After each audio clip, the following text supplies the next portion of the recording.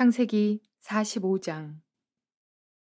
요셉이 시종하는 자들 앞에서 그 정을 억제하지 못하여 소리질러 모든 사람을 자기에게서 물러가라 하고 그 형제들에게 자기를 알리니 그때에 그와 함께한 다른 사람이 없었더라.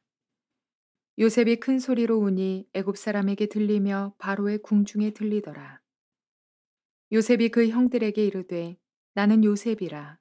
내 아버지께서 아직 살아계시니이까. 형들이 그 앞에서 놀라서 대답하지 못하더라. 요셉이 형들에게 이르되 내게로 가까이 오소서. 그들이 가까이 가니 이르되 나는 당신들의 아우 요셉이니 당신들이 애굽의 판자라. 당신들이 나를 이곳에 팔았다고 해서 근심하지 마소서. 한탄하지 마소서. 하나님이 생명을 구원하시려고 나를 당신들보다 먼저 보내셨나이다.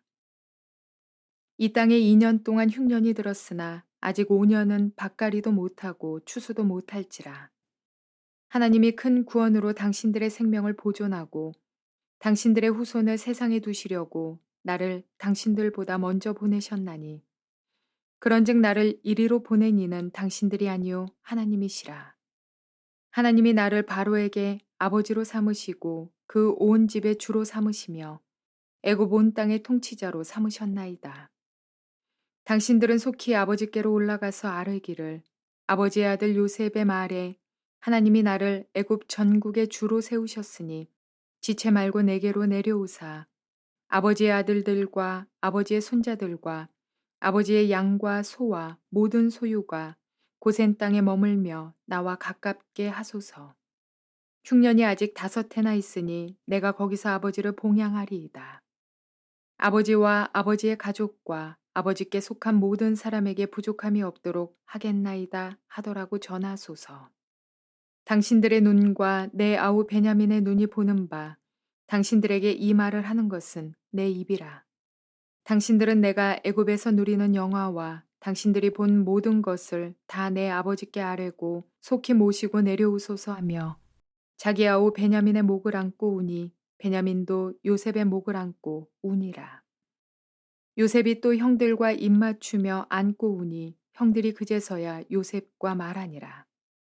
요셉의 형들이 왔다는 소문이 바로의 궁에 들리매 바로와 그의 신하들이 기뻐하고 바로는 요셉에게 이르되 네 형들에게 명령하기를 너희는 이렇게 하여 너희 양식을 싣고 가서 가나안 땅에 이르거든 너희 아버지와 너희 가족을 이끌고 내게로 오라. 내가 너희에게 애굽의 좋은 땅을 주리니 너희가 나라의 기름진 것을 먹으리라. 이제 명령을 받았으니 이렇게 하라. 너희는 애굽 땅에서 수레를 가져다가 너희 자녀와 아내를 태우고 너희 아버지를 모셔오라. 또 너희의 기구를 아끼지 말라. 온 애굽 땅에 좋은 것이 너희 것임이니라. 이스라엘의 아들들이 그대로 할세 요셉이 바로의 명령대로 그들에게 수레를 주고 길 양식을 주며 또 그들에게 다 각기 옷 한 벌씩을 주되 베냐민에게는 은 300과 옷 5벌을 주고 그가 또 이와 같이 그 아버지에게 보내되 수나기 10필에 애굽의 아름다운 물품을 실리고 암나기 10필에는 아버지에게 길에서 드릴 곡식과 떡과 양식을 실리고 이에 형들을 돌려보내며 그들에게 이르되 당신들은 길에서 다투지 말라 하였더라.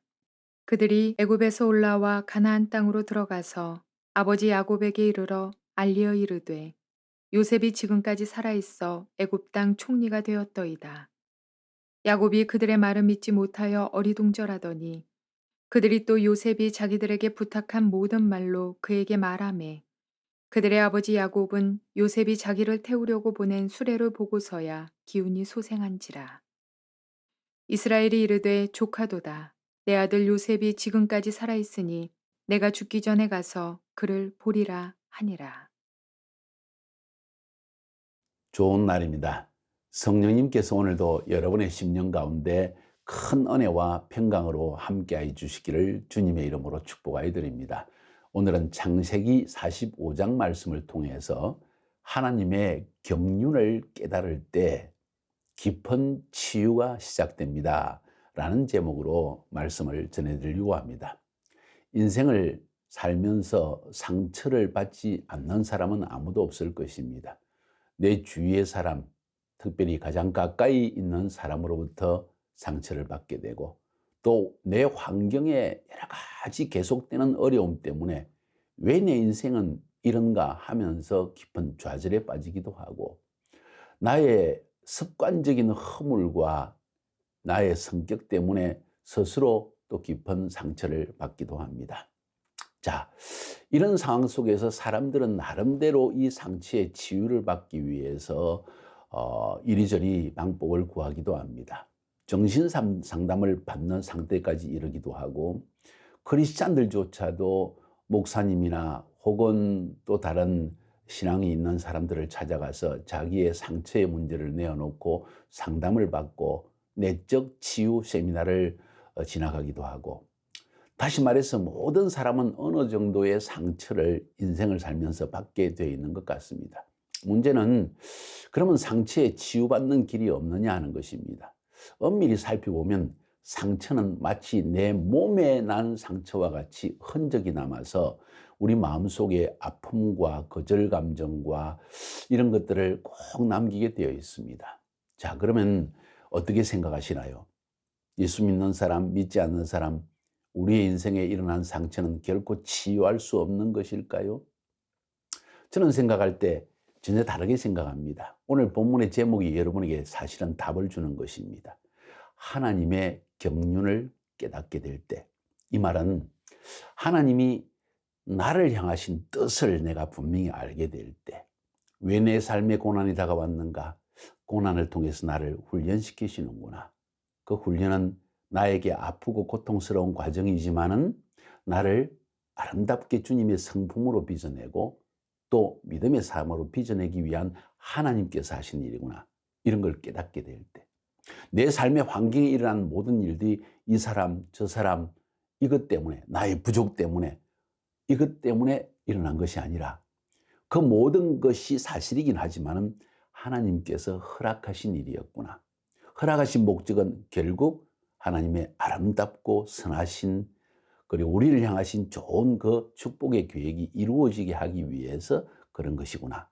이렇게 하나님의 섭리, 하나님의 세상을 운행하심, 이것을 깨닫게 될 때, 우리 삶 속에 깨달음이 임하게 될 때, 아, 그래서 그랬구나.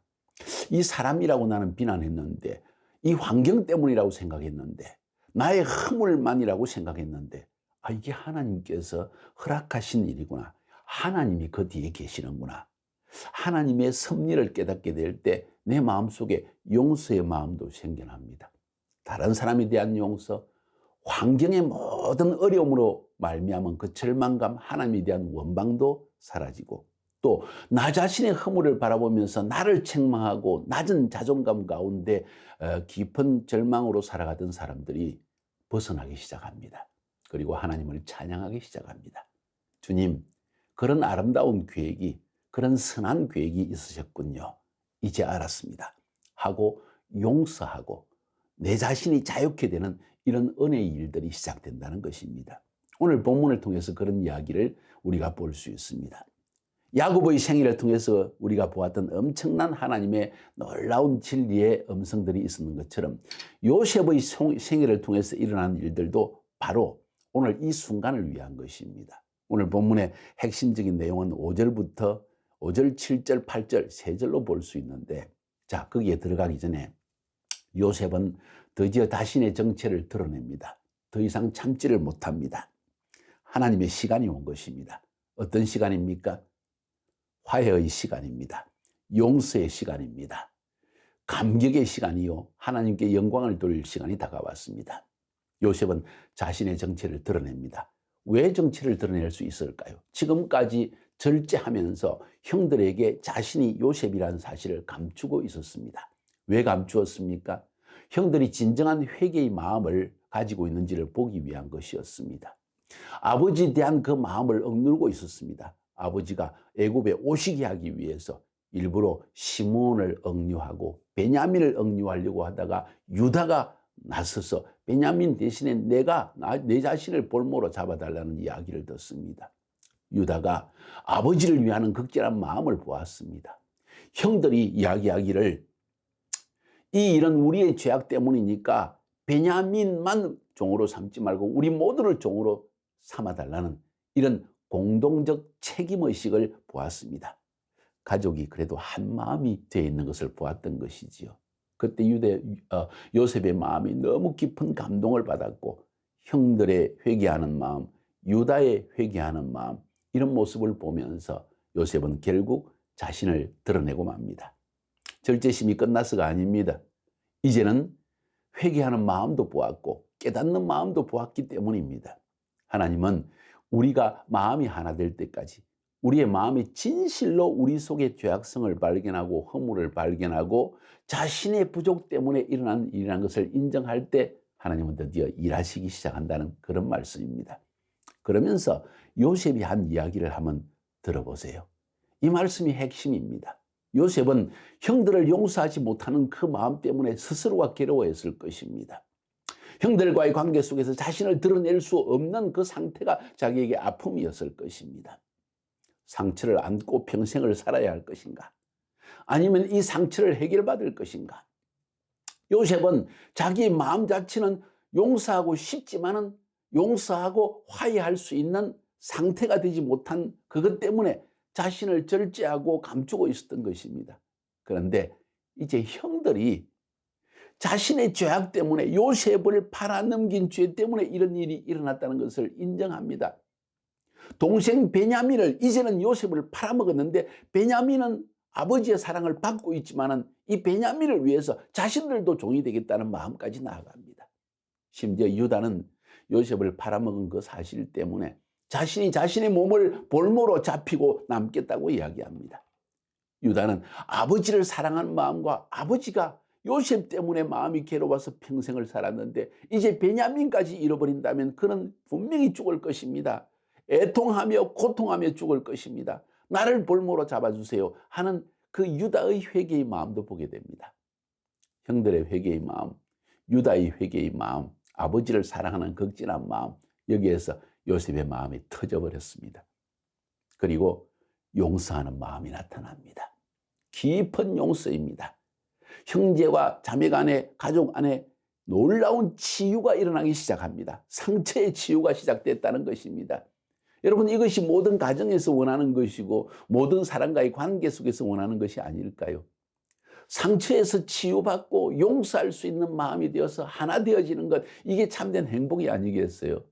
요셉의 삶을 통해서 하나님은 이것을 보여주기 원한 것입니다. 어떻게 이 상처의 치유가 시작되었습니까? 어떻게 요셉은 용서할 수 있습니까? 자기를 종으로 애굽에 팔아먹은 형들, 그것 때문에 보디발의 집에서 종노릇을 하다가 결국 높은 지위에 올랐지만 또 보디발의 처 때문에 감옥에 갇게 하는 현세, 죄수가 되어진 상태, 이 일을 어떻게 다 용서할 수 있을까요? 오랜 세월을 그 고통 속에 살았던 요셉이 어떻게 이것을 용서할 수 있겠냐는 거예요. 받은 상처가 한두 가지가 아닌데 어떻게 용서할 수 있냐는 겁니다. 여기서 잠깐 멈춰 봅시다.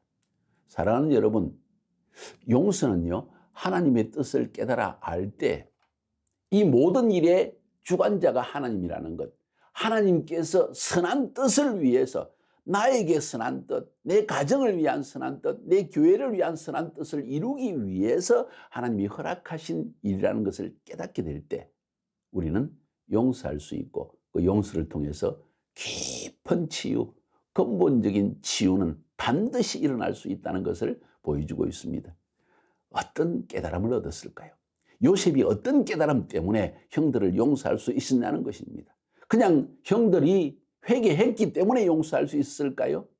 유다의 모습을 보고 그것 때문에 용서할 수 있을까요? 아니요, 더 깊은 깨달음 때문이었습니다. 요셉 안에 있는 깨달음 때문에 요셉은 형들을 용서할 수 있었던 것입니다. 본질적인 화해가, 하나됨이 있었던 이유가 여기에 있습니다. 5절, 7절, 8절 봅니다. 당신들이 나를 이곳에 팔았으므로 근심하지 마소서. 한탄하지 마소서. 하나님이 생명을 구원하시려고 나를 당신들 앞서 보내셨습니다. 하나님이 큰 구원으로 당신들의 생명을 보존하고 당신들의 후손을 세상에 두시려고 나를 당신들 앞서 보내셨나니 그런즉 나를 이리로 보낸 자는 당신들이 아니요, 나를 종으로 판 자는 당신들이 아니요, 당신들이 나를 분명히 팔았지만은 당신들이 판 것이 아니요, 하나님이 파신 것이다. 하나님이 나로 바로의 아비를 삼으시고 그 온 집의 주를 삼으시고 애굽 온 땅의 치리자로 삼으셨나이다. 하나님께서 행하신 일입니다. 당신이 팔아먹은 것이 아닙니다. 보디발의 처가 나를 감옥에 쳐넣은 것이 아닙니다. 하나님이 하신 일입니다. 하나님이 술 가는 장을 만나게 한 것입니다. 하나님이 꿈의 해석의 능력을 나게 주셨습니다. 하나님이 바로를 만나게 하기 위해서 이 모든 일을 종으로 팔리고 보디발의 집안의 총관리자가 되어지고 또 보디발의 처 때문에 감옥에 갇히고 그냥 그 현상만을 쳐다보면 정말 용서할 수 없는 사람으로 가득 찬 나의 인생인데 가만히 보니까 하나님이 하신 일이라는 거예요. 사랑하는 여러분, 이것을 깨닫기까지 하나님은 요셉의 삶에 이 일을 행하셨다는 것을 아십니까? 요셉은 고통의 눈물, 베갯잎을 적시고 눈만 감으면 생각나고 아침에 눈을 뜨면 이 고통과 어려움이 생각났을 것입니다. 그런데 하나님이 요셉을 연단시키기 위해서 하신 거라는 거예요. 이 깨달음을 얻을 때까지 본질적인 치유가, 깊은 치유가 일어나게 하기 위해서 하나님이 행하셨다는 것, 그것도 요셉의 고통을 통해서 이 온 가족이 다 구원받는 이 일, 애굽의 모든 사람들이 심지어는 모든 5년간의 기근, 7년의 기근을 이겨낼 수 있게 하기 위해서 요셉을 연단시켰다는 사실을 성경은 말하고 있는 것입니다. 여러분의 상에도 이런 삶에도 이런 고난과 어려움이 지나지는 않았습니까? 그래서 깊은 고통과 좌절을 맛보았고 상처로 인해서 잠 못 이루고 정말 용서할 수 없는, 정말 왜 그랬을까? 왜 나한테 이럴 수가 있어? 내가 또 무슨 죄를 지었다고 이런 경험을 한 적은 없습니까? 한번 생각해 봅시다. 여기서 여러분이 잠깐 멈추어서 저 사람, 이 환경, 이런 것을 돌아보기 전에 하나님이 왜 이렇게 하셨을까 하는 사실을 한번 생각해 보지 않겠습니까? 요셉의 이야기에 대해서 시편 기자는 이렇게 기록하고 있습니다. 시편 105편 16절부터 19절까지 보니까 요셉에 대해서 이렇게 이야기합니다.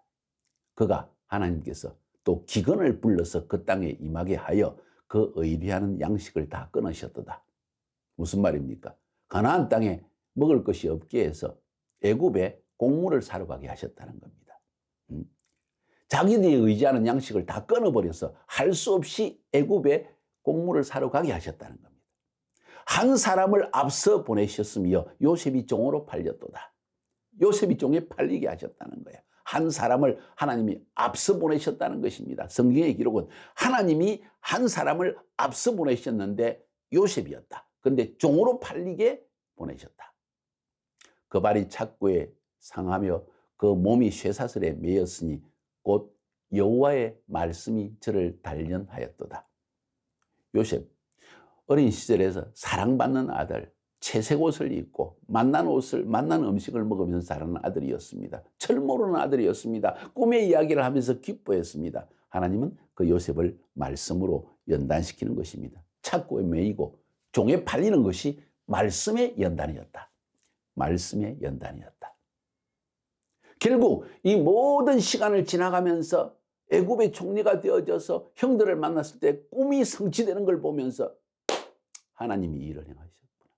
이 꿈을 성취하기 위해서는 내가 종으로 팔릴 수밖에 없었고 보디발의 집에 종으로 팔릴 수밖에 없었고 내가 이 꿈을 통해서 정말 우리 가족들을 구원하기 위해서 애굽의 총리가 되기 위해서는 죄수가 될 수밖에 없었고 술 관원장을 만나야만 했고 그리고 바로가 꿈을 꿀 수밖에 없었고 내가 그 꿈을 해석자로 그 앞에 설 수밖에 없었구나. 그리고 꿈의 해석 때문에 애굽의 총리가 되어졌구나.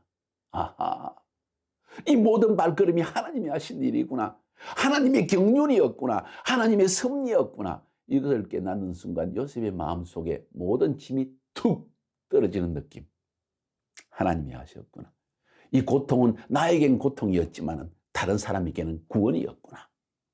나를 애굽의 총리로 세우는 이 일이 결국 이 모든 극적인 사건의 연속 속에서 하나님의 손길이 있었구나. 내가 감옥에 안 갇히더라면 어떻게 바로 앞에 설 수 있는 그 매개체인 술 가는 장을 만날 수 있었겠는가. 내가 감옥에 안 갔다면, 내가 애굽으로 종으로 팔려가지 않았다면 내가 어떻게 애굽의 총리가 될 수 있었겠느냐. 그 연결고리를 깨닫게 되는 것입니다. 깨달음입니다.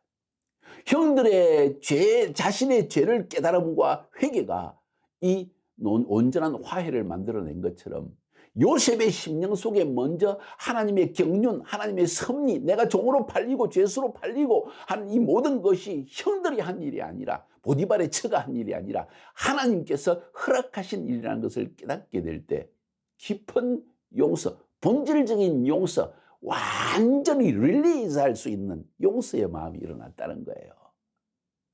사랑하는 여러분, 거기에서 치유는 시작되는 겁니다. 그래서 지난날에 눈만 감아도, 눈만 떠도 떠올랐던 그 상처의 기억이 그냥 물로 씻듯이 샥 씻겨서 나가고, 그 마음속에 불쌍히 여기고 용서하는 마음, 내 인생 전체를 하나님이 주관하셔서 나를 사용하신다는 사실 때문에 거기에서 오는 감격, 오히려 용서를 넘어서는 사랑하는 마음이 일어납니다. 그래서 형들을 모든 선물을 지어 보냅니다. 바로 왕도 이 소식을 듣고 엄청난 선물을 나귀에다가 말에다가 막 지어가지고 아버지에게 갖다 드리라. 수레를, 자기가 타는 수레를 보냅니다. 아버지를 모시고 와라. 가장 기름진 땅 고센 땅에 살게 해라. 우리가 그들을 대접하겠다. 요셉도 선물을 아버지께 보냅니다. 그러면서 한 가지 말을 합니다. 형들에게. 형들을 이제는 불쌍히 여기는 마음, 형들이 혹시 다툴까 하는 마음 때문에 가면서 길에 서로 다투지 마세요. 네가 요셉 팔자 그랬잖아. 그래 네가 그래도 먼저 팔기는 네가 팔았잖아. 이런 말들 서로 하지 마십시오. 다투지 말라는 말을 합니다. 요셉의 마음이 용서의 마음을 넘어서서 긍휼히 여기고 사랑하고 오히려 그들을 위해주는 마음이 나타납니다. 어떻게 그 마음이 나타날 수 있습니까? 본질적인 치유가 일어났기 때문입니다. 깊은 치유가 그 심령 속에 일어났기 때문입니다. 어디에서 이런 치유의 능력이 나왔습니까? 용서할 수 없는데 용서하는 것이 아니라 용서할 수밖에 없는 깨달음이 온 것입니다. 하나님이 하셨구나. 내가 한 일이 아니요, 형들이 한 일이 아니요, 보디발의 처가 한 일이 아니요, 하나님이 하신 일이구나. 그리고 나를 이렇게 높이기 위해서 이런 과정을 거치게 하셨구나 깨닫습니다. 여러분, 여러분의 삶 가운데도 이런 일이 꼭 있을 것입니다. 가만히 생각해 봅시다. 곰곰이 돌아봅시다. 과연 사람이 한 일일까요? 과연 사람이 한 일일까요? 과연 우연히 다가온 환경의 어려움 때문에 일어난 일일까요? 혹시 하나님이 나를 연단시키기 위해서 나로 하나님의 뜻을 깨달을 때까지 연단시키는 모습은 아닐까요? 제가 처음 예수 믿게 되었을 때 저희 가족은 유교 집안이었고 1년에 8번 제사를 지내는 장손의 집안이었기 때문에 귀신에 계절한다고 해서 저는 제사를 거부했고 그로 말미암아 완전히 집에서 쫓겨나는 신세가 되어졌고 대학 4학년 때 등록금도 안 주시고 또 생활비도 서울로 보내주지 않아서 어려움의 시간을 보냈습니다. 그리고 독일로 가서 6년 동안 하나님의 부르심 때문에 독일에서 연단의 시간을 보낼 때 부모님들의 도움을 거의 받지를 못했습니다. 저희 아내도 불교 집안에 완전히 보살 집안의 사람이었습니다. 그러니까 길 가면서 예수 천당 불신 지옥 하는 저런 남자에게 내 딸을 줄 수 없다. 또 내 딸이 스스로 주님의 길을 간 것을 알고는 완전히 네가 믿는 하나님이 너를 먹여 살릴 거다 하면서 거의 정말 쫓겨나다시피 버려진 신세가 되어졌습니다. 두 사람 그렇게 되어진 거죠. 독일에서 아무런 돕는 손길이 없이 밤새 맥도날드에서 일하고 때로는 신문사에서 신문 접는 일을 하고 공부하러 갔는데 신학 공부는 뒷전이고 모두 가족들을 먹여 살리는 일 때문에 고통의 시간을 보낼 때 저의 마음속에 사람이기 때문에 부모님이 조금만 떼어주어도 그럴 때 부모님은 온 세상에 여행을 다니고 북해도 지역에 여행 가고 저쪽 오스트리아, 뉴질랜드 관광여행을 떠나고 미주 지역을 순회하고 온 데를 다 다니고 있을 때 그 돈 조금만 대어줬으면 우리가 먹고 살 수 있을 텐데 이런 원망의 마음이 일어나지 않았겠습니까? 그런데 감사하게도 제가 거듭나는 순간에 하나님이 이 모든 일을 주관하시는 하나님의 섭리의 주관자라는 것을 저는 그때 은혜로 깨달아 알았고 저희 아내에게도 저에게도 서로 대화하면서 여보 하나님이 우리를 훈련시키는 것이야. 하나님이 나에게 말씀하셨어. 연단시키는 과정이야. 부모님이 우리가 미워서 그러는 게 아니야. 부모님이 우리를 깨닫게 하기 위해서 일부러 도움을 주지 않는 것이 아니야. 이건 하나님께서 물질적으로 오직 하나님만을 의지하라고 주는 연단이야. 또 우리가 너무 믿지 않는 사람들에게 얽매여서 그들의 세계관과 그들의 관계 속에서 문화 속에 얽매여서 하나님의 사역에 방해가 될까 봐 하나님 우리를 뚝 떼어 놓으신 거야. 아프고 힘들지만은 이건 하나님이 하신 일이니까 우리 원망 가지지 맙시다. 이런 말을 서로 주고받았고, 실제로 그렇게 해서 우리는 양쪽 부모님에게 원망하는 일이 한순간도 요만큼도 일어나지 않은 것이 얼마나 큰 은혜인 줄 모릅니다. 사랑하는 여러분, 무슨 말인지 아세요?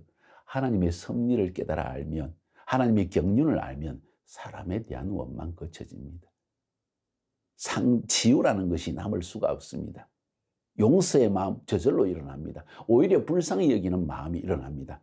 하나님의 우리를 향한 경륜을 몰라서 그런 것이지, 오히려 우리가 잘 되면 부모님을 잘 섬기자. 그리고 실제로 저희는 그렇게 애를 썼습니다.